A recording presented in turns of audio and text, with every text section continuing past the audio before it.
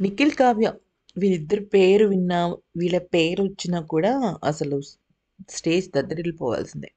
బుల్లితెర నాగార్జున, అమల అని కూడా అంటుంటారు కొంతమంది. అయితే వీళ్ళిద్దరూ ఏ స్టేజ్ వెళ్ళినా హ్యాపీగా ఉండేది. రీల్ చేస్తే అది ట్రెండింగ్‌లోకి వెళ్ళేది. ఏదైనా షో చేస్తే దానిలో విన్నర్ అవ్వాలని అందరూ జనాలు కోరుకునేది. ఇవన్నీ జరుగుతుండేవి.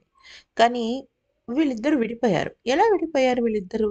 అంటే ఫస్ట్ సోషల్ మీడియాలోనే వీళ్ళు ఒకళ్ళనొకళ్ళు అన్‌ఫాలో చేసుకున్నారు.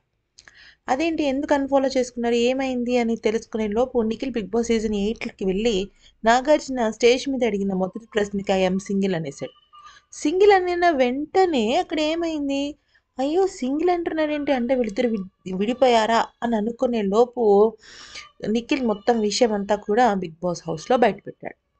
అయితే ఇప్పుడు తాజాగా 'బిగ్ బాస్' హౌస్ నుంచి బయటకొచ్చిన తర్వాత నిఖిల్ ఒక మాట చెప్పాడు కావ్యతో. ఏమనంటే కావ్యతో కన్నా కూడా ఒక మాట అన్నాడు.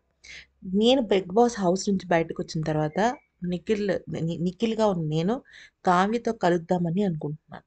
అయితే కావ్య కూడా నాతో కలవాలి అని కనుక అనుకున్నట్టయితే తను మనతో ఖచ్చితంగా నాతో కాంటాక్ట్‌లోకొస్తుంది. కానీ చాలామంది తనని ఇబ్బంది పెడుతున్నారు. దయచేసి అలా ఇబ్బంది పెట్టకండి తనని. తను ఏ రకంగా అయితే నన్ను కలవాలనుకుంటున్నానో నేను పూర్తిగా తన స్వేచ్ఛకి ఇచ్చేసానని చెప్పేసి చెప్పినప్పటి నుంచి కూడా కావ్య ఒక పని చేస్తుంది. అది అందరిని హ్యాపీ ఫీల్ అయ్యేలా చేస్తుంది. అదేంటి అంటే దాదాపుగా నిఖిల్ ప్రొఫైల్‌ని కొన్ని వేల మంది కావ్యకు ట్యాగ్ చేస్తున్నారనమాట. అంతకు మునుపు తను జస్ట్ వదిలేసేది. కానీ ఇప్పటి నుంచి తను నిఖిల్ ట్యాగ్ చేసిన ఆల్మోస్ట్ అన్నీ కూడా తను చూస్తోంది. కొన్నిటికి లైకులిస్తోంది. మరికొన్నిటికి హార్ట్ సింబల్స్ ఇస్తోంది. అంటే తను నిఖిల్ పోస్ట్‌కి రియాక్ట్ ఇస్తోంది.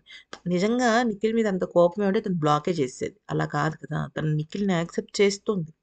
ఓకే. యాక్సెప్ట్ చేయటమే కాదు తన విషయంలో అన్నీ కూడా తీసుకుంటోంది. తీసుకొని లైకులు కొడుతోంది. ఏ సోషల్ మీడియా నుంచైతే తను దూరమైందో, అదే సోషల్ మీడియా వాళ్ళిద్దరిని కలుపుతోందా అంటే అవుననే చెప్పుకోవాలి.